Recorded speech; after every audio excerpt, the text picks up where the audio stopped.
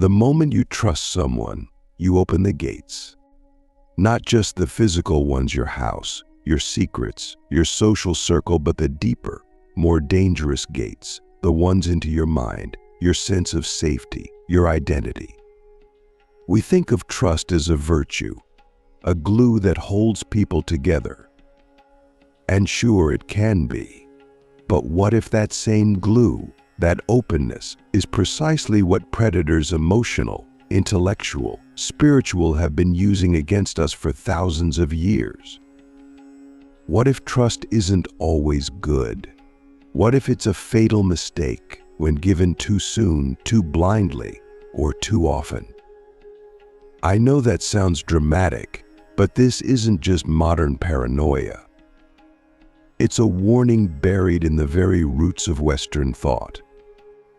In fact, some of the greatest minds in history, Socrates, Plato, Heraclitus, the Stoics, whispered the same uncomfortable truth. People are dangerous not because they're evil, but because they are unaware. And when you trust someone unaware of themselves, unaware of their own contradictions, wounds, and motives, you're handing the keys of your psyche to a chaotic driver who doesn't even know they're swerving toward a cliff. Let that settle for a second. You're not just trusting people, you're trusting their inner lives, their philosophy, their level of self-mastery, their resilience under stress. And if you're not filtering that trust through discernment, if you're leading with vulnerability before clarity, you're volunteering for the fall. Now imagine this. You're sitting across from someone, a new friend, a date, a business partner, and they're saying all the right things. They're warm, articulate, kind. You feel seen, understood. Maybe even a little high off the connection. But pause, slow down, because Heraclitus would say character is fate, not words, not intentions. Character. And character doesn't show up in conversation, it shows up in conflict, in how they treat waiters, in how they behave when they're ignored, or in what they do when their pride is threatened. Ancient philosophy teaches us that people are not what they present, they are what they practice. And this is the first philosophical key I want to offer you in this video. Trusting someone without testing their character isn't empathy, it's negligence. Why? Because the moment you trust someone, you give them not just your attention, but your influence. They begin to shape your thoughts, your decisions, your emotional habits. They can lift you into strength or fracture your identity from the inside. And if they're operating from insecurity, denial, or deep emotional wounding, they won't mean to destroy you, but they still might. That's what makes this so dangerous. Not intentional betrayal, unconscious betrayal. A friend who doesn't know how to hold space for pain will shame you without knowing. A lover who hasn't met their own darkness will project it onto you. A leader who hasn't dealt with ego will use you for validation and discard you when you stop feeding them. These are not villains. They're just untrained souls. But trust given to untrained souls without discernment is like handing a loaded weapon to someone who's never seen their own reflection. Click subscribe to this channel to get more profound insights. Socrates warned of this in his dialogues. Over and over again, he exposed how people thought they knew themselves but didn't. They confused opinion for wisdom, assumptions for truth, and what's worse, they got angry when exposed. Do you remember the story of the Oracle of Delphi, who said Socrates was the wisest man in Athens? Socrates didn't celebrate, he investigated. Why would the gods call him wise? Eventually, he discovered why, because he alone knew that he did not know. That was his wisdom. So what does that mean for us today in the context of trust? It means most people are not evil, but they are unwise. They think they know themselves, but they don't. And if you trust someone who lacks wisdom, if you let them into your emotional ecosystem, you are allowing an untested philosophy to live inside you. That's what Socrates feared most. Not bad people, but unexamined ones. Because unexamined people are like unguarded fire. They can keep you warm one moment and burn down everything the next. Now let's talk about what happens when we trust based on chemistry, not character. This is perhaps the most seductive mistake we make, especially in love, but also in friendship and mentorship. That deep, instant connection, that spark, the sense that they get me, that's not necessarily truth. That might be trauma recognition. That might be your unconscious saying, this person feels familiar, because they reflect an emotional pattern you're used to, maybe even one that's harmful. Plato warned of this in the Symposium, where he explored the different kinds of love. Some love is noble, it pushes you to grow. But some love is purely physical or emotional, driven by desire, need, projection. And if you trust too quickly in that state, without examining the nature of your connection, you don't fall in love, you fall into a pattern. And that pattern can trap you. Because now, you're not just trusting them, you're trusting your own judgment in a state of projection. You're trusting while emotionally intoxicated. And that, the ancient philosophers would argue, is one of the easiest ways to give your power away. Marcus Aurelius, the Stoic emperor, practiced what we might call philosophical realism. He wrote, "When you wake up, remember, you will meet liars, cheaters, the selfish, the envious, the proud." But then he didn't say avoid them. He said, be prepared. Why? Because Marcus wasn't calling us to paranoia. He was calling us to equanimity. The ability to see people clearly without illusion, to see their flaws without shock, their ego without taking it personally. And this is where trust becomes a form of wisdom, not a gamble. When you stop trusting blindly and start trusting based on clarity, then you're no longer naive. You're aware. You're not cold, you're conscious. This is where the Stoics excelled, not in rejecting the world, but in preparing for its nature. If you can see someone's selfishness coming before it hits you, you don't have to close off, you just won't be surprised. And that, ironically, allows for deeper connection.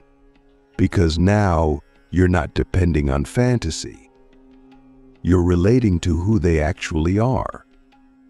And from there, real trust, not blind hope, can begin to grow.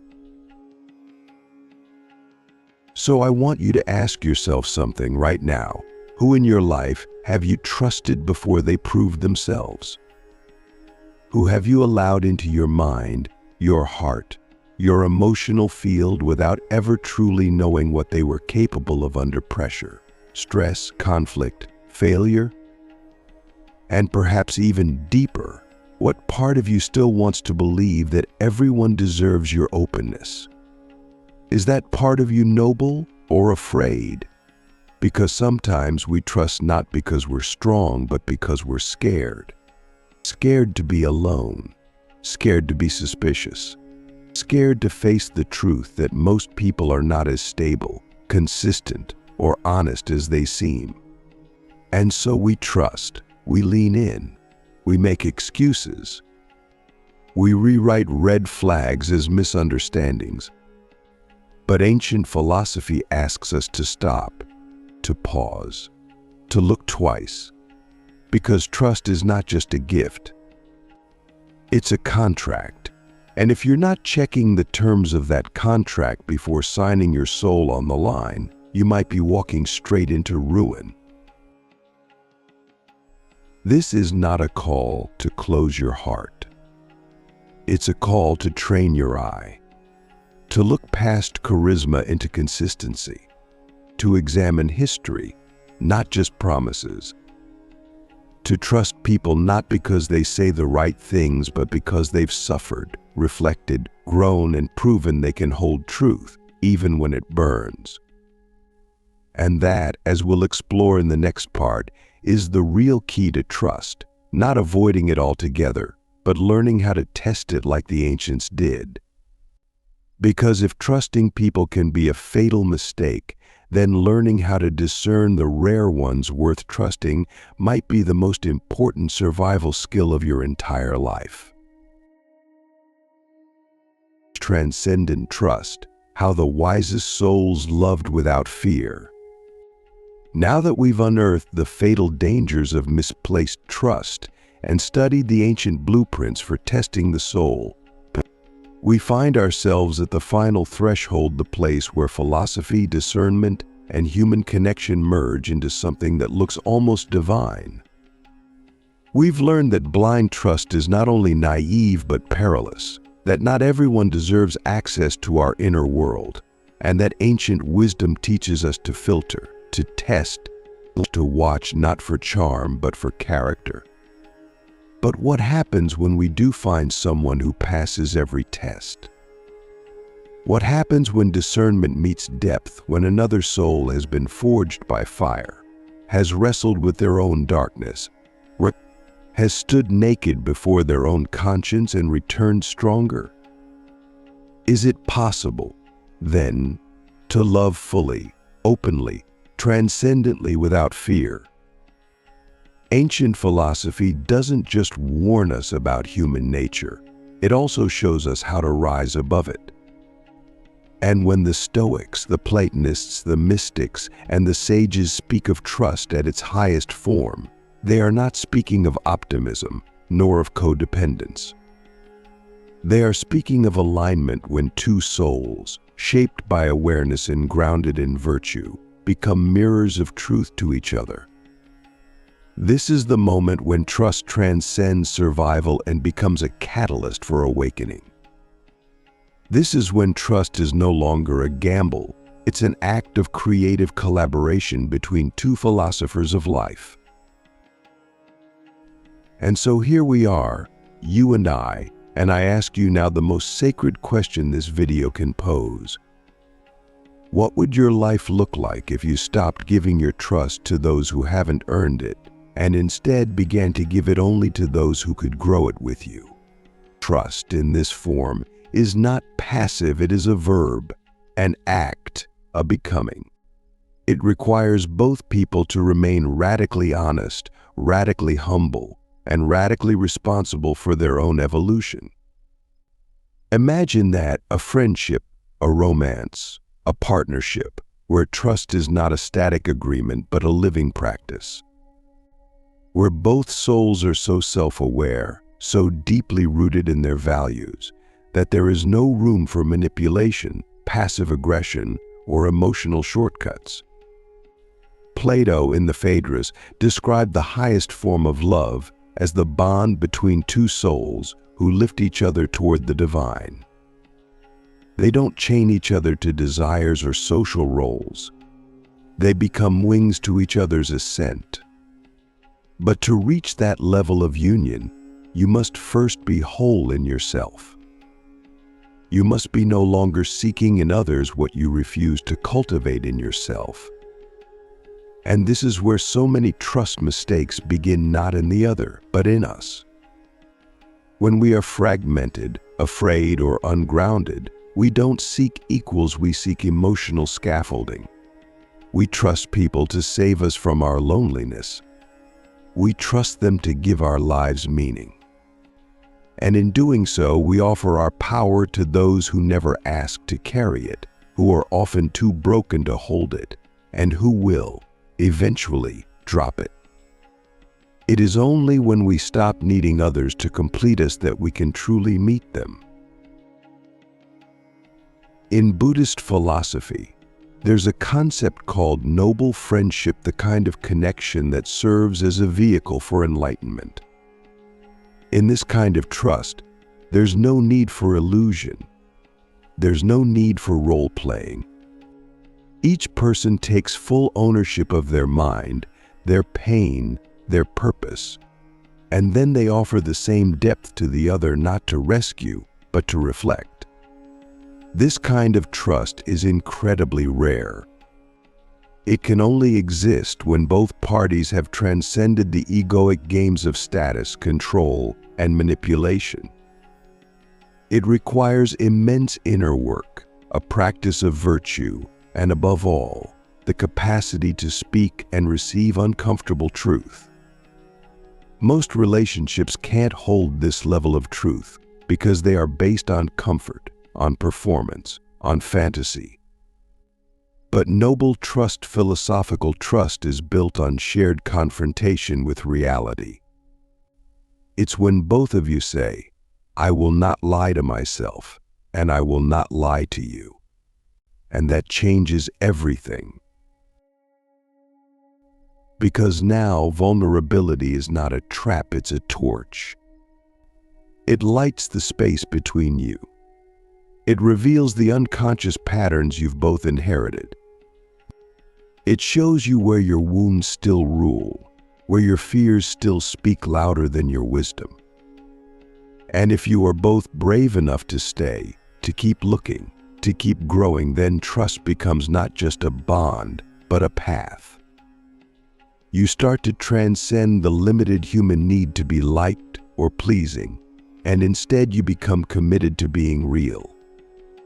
You stop fearing rejection and start fearing only one thing: disconnection from truth. And from that truth, the most beautiful relationships are born, not perfect, but sacred. Imagine walking into a room with someone and knowing they have faced themselves, and I have faced myself, and now we face the world together, not as addicts to each other, but as co-architects of what is possible. This is what Aristotle meant when he spoke of friendship of virtue. Not transactional friendship, not pleasure-based friendship, but soul-deep alliance. He said that only the good can truly be friends because only the good can see and love each other's essence. And good, in this context, does not mean moral performance. It means inner alignment, integrity. The kind of person who does not betray themselves and therefore will not betray you. The kind of person who values your growth as much as their own. The kind of person who tells you when you are lost not to hurt you, but to guide you back. Can you imagine a world where most of our relationships were like that? Where people were chosen not for status, attraction, or convenience, but for depth, for resonance, for their ability to mirror your highest self back to you. That world begins with you. Not tomorrow, now. Because the most powerful decision you can make is to become the kind of person you would trust with your own soul. And then only then seek others who walk the same path. From that moment on, trust is no longer blind. It's visionary. It sees clearly, loves courageously, and never again gives away power just to avoid discomfort. Because now you understand, trust is not something you have or don't have. Trust is something you build together, day by day, with people who live with eyes wide open. People who don't hide behind masks. People who have buried their old selves and chosen to live as truth incarnate. When you trust people like that, you don't fear betrayal. Not because it's impossible, but because you are ready for it. And you know that if it comes, it will not shatter you. You've already built your foundation from within. So I leave you with this final question. Not to scare you, but to liberate you. In the deepest corners of your life, where you place your hopes, your secrets, your tenderness, are the people there worthy of the trust you've given them? And even more critically, are you living in such a way that you would trust yourself with someone else's soul? Because if not, then this isn't the end, it's the beginning. The beginning of choosing clarity over comfort. The beginning of filtering the world through a wiser lens. The beginning of surrounding yourself with souls who burn with integrity. The beginning of becoming not someone who trusts quickly, but someone who trusts brilliantly. And that, in a world of deception and confusion, is the ultimate act of love. Not just for others, but for yourself.